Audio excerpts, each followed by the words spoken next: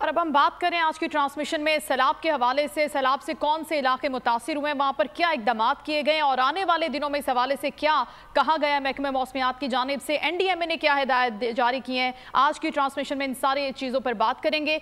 आ गया है सावन का मौसम, लेकिन इसके साथ साथ मसाइल भी लेकर आया। आज़ादी के 75 साल बाद भी मौसम के मसाइल पाकिस्तान में जूं के तूं है, कोई तब्दीली नजर नहीं आ रही। बारिश के बाद पंजाब भी पानी पानी है। बलूचिस्तान की बात करें तो वहां पर एक मरतबा फिर सैलाब का खतरा सर उठा रहा है। एक जानिब भारतीय आबी जारियत, दूसरी जानिब मौसम की शरारत। भारत की जानिब से पानी छोड़े जाने के बाद दरियाए सतलज में फर गया। पानी का रैला दरियाए सतलज में दाखिल होने से दरियाई बेल्ट पर कायम बस्तियां डूब गईं, जबकि खड़ी फसलें भी तबाह हो गईं। दरियाए रावी में भी सूरत हाल संगीन है।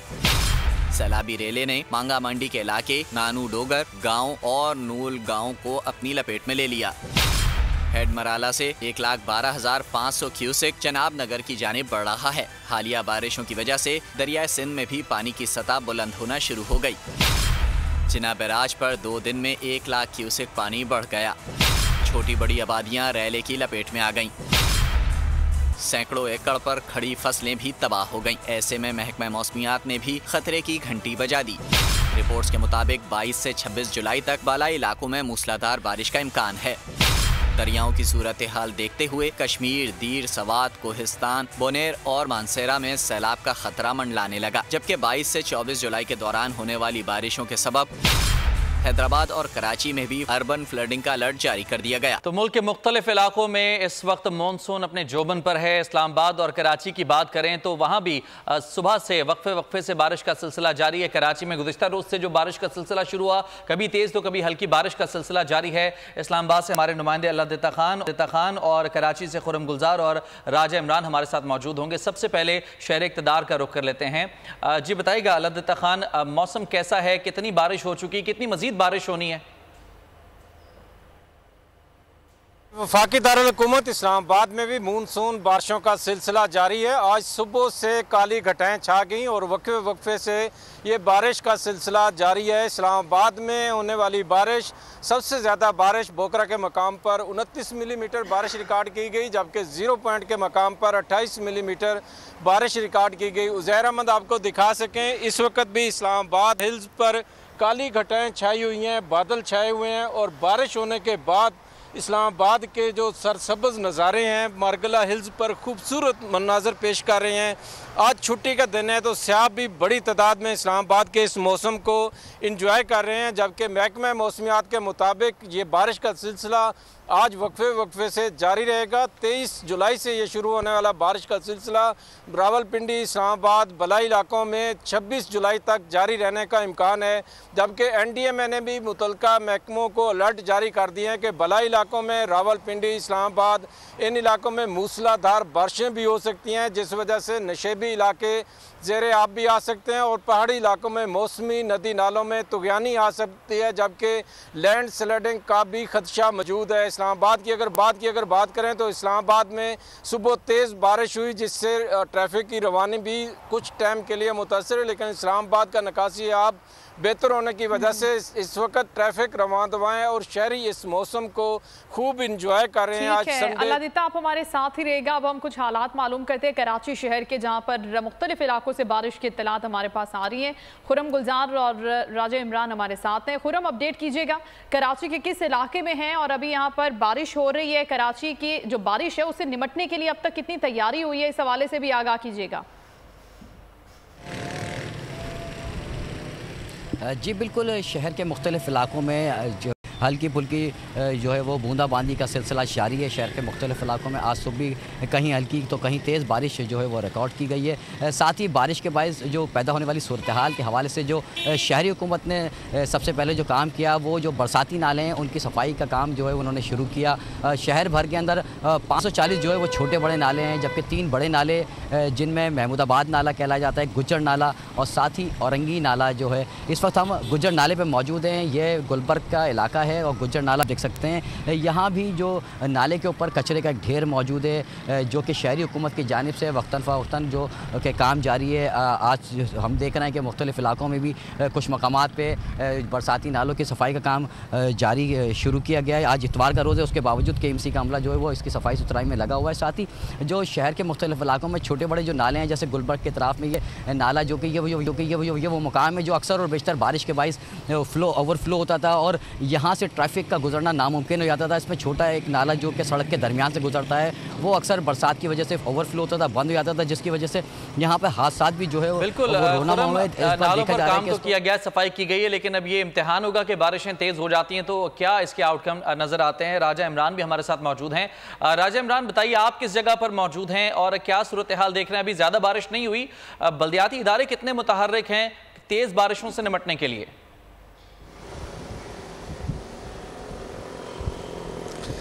जी देखिए, मैं इस वक्त सिंध असेंबली के बिल्कुल सामने मौजूद हूँ और मेरे अकब में ये छोटा बरसाती नाला, अगर डिस्ट्रिक्ट साउथ की बात की जाए तो मैं तकरीबन 4 से 5 नालों से होता हुआ इस नाले पे आया हूँ, तो मुझे कहीं पर भी बल्दियाती अदारों की जानब से काम करते हुए नज़र नहीं आया। ये बिल्कुल सिंध असेंबली के सामने, बिल्कुल मेन गेट जो है उसके सामने का ये बरसाती नाला है। मुकम्मल तौर पर यह भरा हुआ है और साथ में जो साथ वाली दीवार है उसमें भी पानी रस रहा है और यहाँ पर किसी भी हवाले से पानी की निकासी के हवाले से यहाँ पर काम नज़र नहीं आता। यहाँ पर तमाम किस्म की गंदगी, बोतलें और दीगर ऐसी चीज़ें हैं कि यहाँ से निकासी आब के हवाले से कोई इंतजामात नज़र नहीं आते। अगर बात की जाए महकमा मौसमियात की, जो बारिशें बताई गई हैं, अगर बारिश होती है तो किसी भी एतबार से इस नाले से निकासी आब नहीं हो सकेगा, बल्कि ये पानी सीधा सीधा जो है असेंबली के गेट की तरफ जाएगा। हमने ज़रूर देखा कि असेंबली के अतराफ में जो है वो मोटर्स वगैरह लगा दी गई पानी निकालने के लिए, लेकिन बरसाती नालों की जो अगर बात की जाए तो किसी भी बरसाती नाले पे हमने काम करते हुए ना तो इंतजामिया को देखा, ना ही इस हवाले से सफाई। बहुत सारी शहरों से हमारी बात हुई, मसाइल भी पैदा हो सकते हैं आने वाली बारिशों के बाद। इमरान हमारे साथ ही रहेगा, मजीद भी आपसे जानेंगे। नाज़रीन, मुल्क भर में मानसून बारिशों के पेश नज़र दरियाओं में भी पानी की सतह बुलंद होती जा रही है। दरिया रावी में कितना पानी है, सैलाबी सूरत हाल से निपटने के लिए क्या इंतजाम किए गए हैं, फातिमा शिराजी हमें अपडेट करेंगे। जी फातिमा। जी बिल्कुल, मानसून बारिशों के पेश नज़र और दूसरी जानिब भारत की तरफ से जो पानी छोड़ा गया दरियाए रावी की जानिब पे हाई अलर्ट जारी किया गया था PDMA की तरफ से कि दरियाए रावी और दरियाए चनाब पे जो है पानी ऊंचली सतह पर आ गया है। इस वक्त मौजूद हूँ मैं दरियाए रावी पे, जहाँ पहले भी आपको अकब में जाके सारी सिचुएशन से आगाह किया और इस वक्त मैं दरिया के बाहर मौजूद हूँ।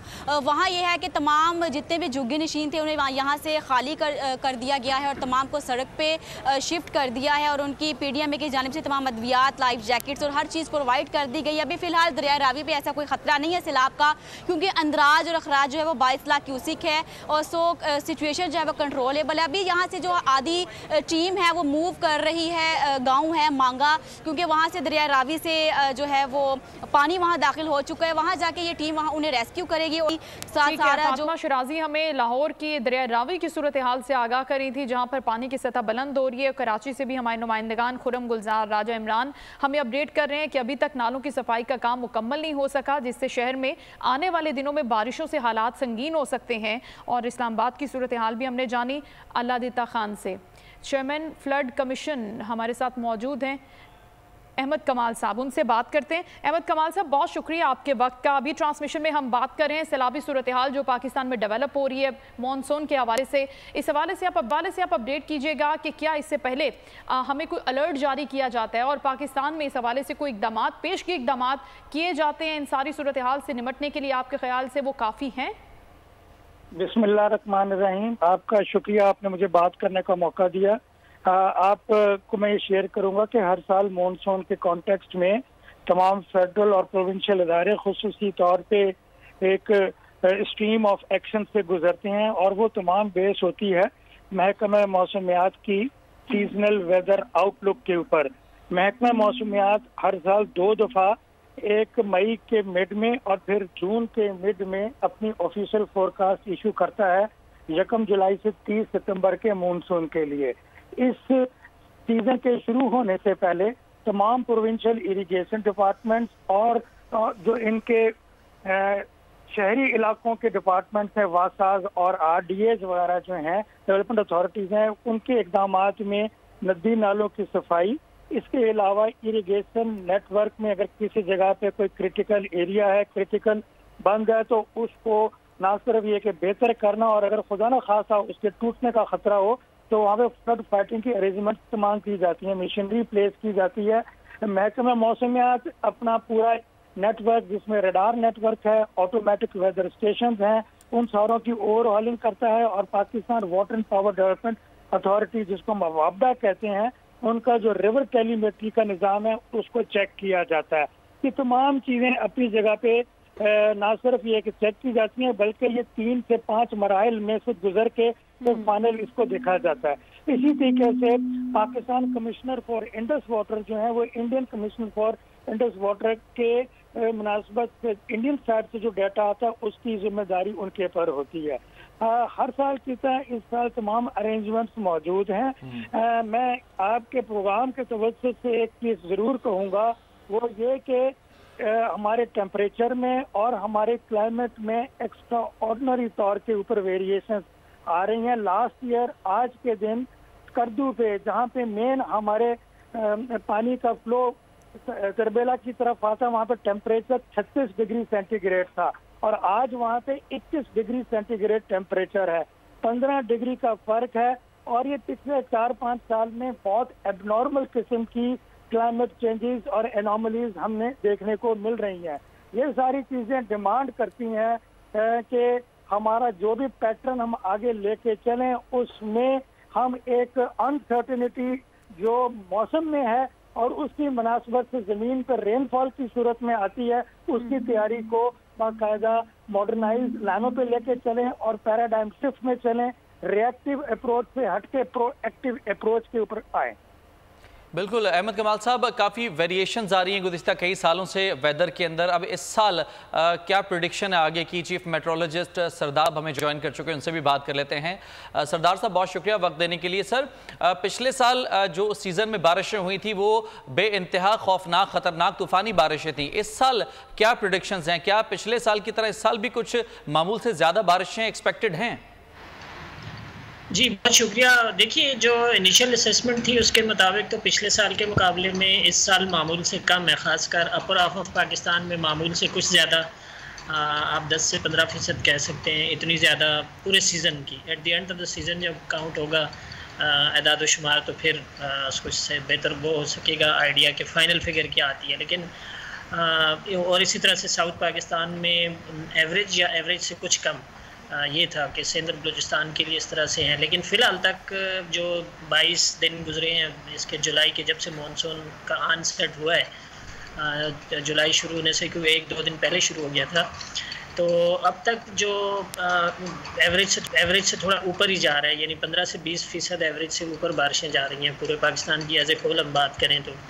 लेकिन जाहिर है कि पिछले साल की तरह की बहुत गैर मामूली, यानी पिछले साल तो इस वक्त 400-450% एवरेजेस से ऊपर जा रही थी, ख़ासकर जो जनूबी दोनों सूबे हैं सिंध और बलूचिस्तान, इनमें तो उस लिहाज से तो कम है पिछले साल के मुकाबले में। लेकिन आपने देखा कि जैसे कुछ इंडिविजुअल इवेंट्स ऐसे होते हैं, जैसे लाहौर में 3 दफ़ा हो चुका है, बड़ा हैवी स्पेल हुआ है, 200 मिलीमीटर या इससे ऊपर बारिश चली जाती है किसी एक इंडिविजुअल जगह पे। इस्लामाबाद में एक इवेंट ऐसा हो चुका है टोरेंशियल रेन का, इसी तरह से शुमाली इलाका जहाँ जो है वहाँ पर।